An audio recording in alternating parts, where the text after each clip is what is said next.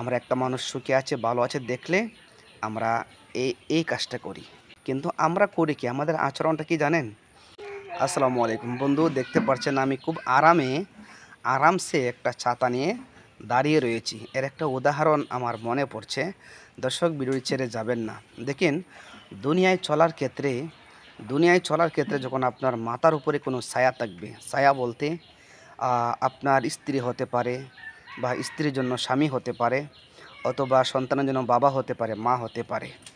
হ্যাঁ? এমন এক সময় দেখা যায় একটা মানুষ একদম ছায়াহীন হয়ে যায়।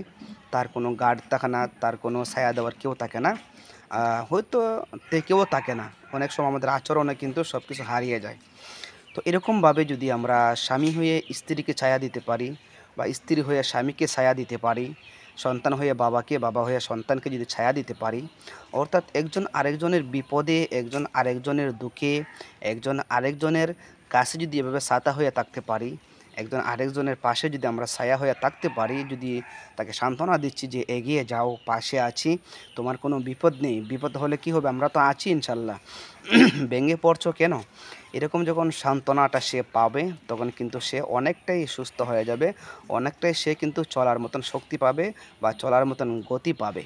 কিন্তু আমরা করি কি? আমাদের আচরণটা কি জানেন? আমরা একটা মানুষ সুখে আছে, ভালো আছে দেখলে আমরা এই কাজটা করি। ঠিক আছে? অর্থাৎ তার উপরে যে শক্তিটা আছে, আমরা কিন্তু সেটাও কেড়ে নিতে চাই।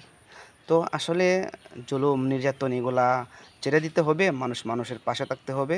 একে অপরের পাশে থেকে কিন্তু মানুষ মানুষকে সাহায্য করতে হবে। আসসালামু আলাইকুম।